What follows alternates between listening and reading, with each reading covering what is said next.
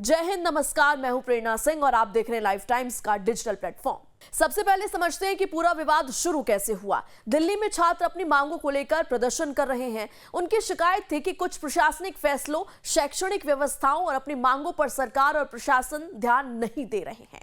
शुरुआत में प्रदर्शन शांतिपूर्ण बताया गया, पीसफुल प्रोटेस्ट बताया गया। छात्र नारे लगा रहे थे, पोस्टर लेकर बैठे थे और अपनी बात अधिकारियों तक पहुंचाने की कोशिश कर रहे थे।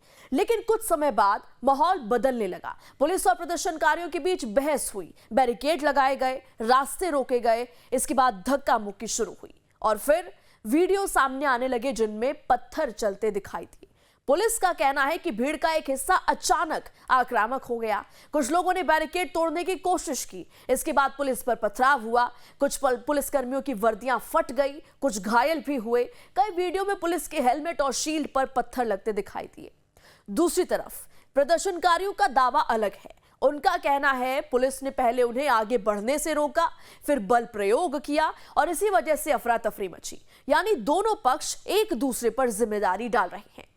अब आते हैं उस सवाल पर जो सबसे ज्यादा पूछा जा रहा है, क्या पत्थर छात्रों ने फेंके या फिर भीड़ में कोई और शामिल था? अक्सर बड़े प्रदर्शनों में ऐसा देखने को मिलता है कि शांतिपूर्ण प्रदर्शन में कुछ शरारती तत्व घुस जाते हैं। उनका मकसद आंदोलन को हिंसक बनाना होता है। इसी वजह से सोशल मीडिया पर कई लोगों ने सवाल उठाया, क्या यहां भी ऐसा हुआ? हालांकि जब तक जांच पूरी नहीं होती तब तक यह कहना सही नहीं होगा कि पत्थर फेंकने वाले सभी छात्र थे या सभी बाहरी लोग थे। यह जांच का विषय है। अब समझते हैं आंदोलन हाईजैक होने का मतलब क्या होता है। जब कोई आंदोलन किसी खास मांग के लिए शुरू होता है लेकिन बाद में उसका फोकस बदल जाता है तो कहा जाता है कि आंदोलन हाईजैक हो गया। एग्जाम्पल के लिए शुरुआत में मांग होती है शिक्षा, रोजगार या फीस कम करने की, लेकिन बाद में पत्थरबाजी, तोड़फोड़, हिंसा और पुलिस से टकराव ही खबर बन जाती है।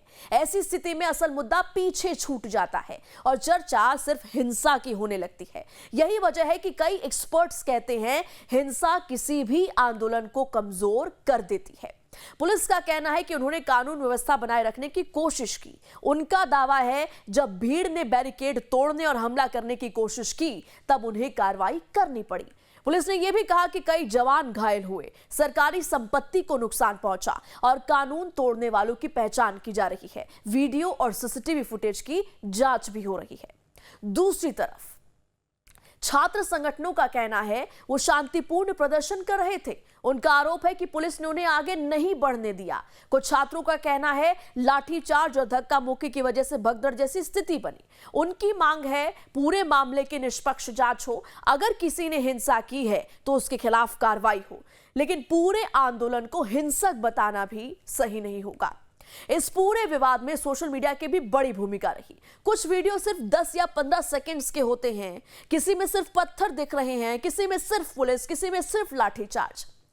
लेकिन पूरा सच जानने के लिए पूरी घटना देखना जरूरी होता है। कई बार अधूरी क्लिप्स गलत तस्वीर पेश कर देती है, इसलिए किसी भी वायरल वीडियो पर तुरंत भरोसा करना सही नहीं माना जाता।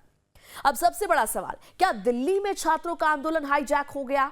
इसका सीधा जवाब अभी देना मुश्किल है। अगर जांच में साबित होता है कि कुछ हिंसक तत्वों ने आंदोलन का इस्तेमाल किया तो इसे आंदोलन हाईजैक होने की स्थिति कहा जा सकता है। लेकिन अगर हिंसा अचानक टकराव का नतीजा निकली तो तस्वीर अलग होगी।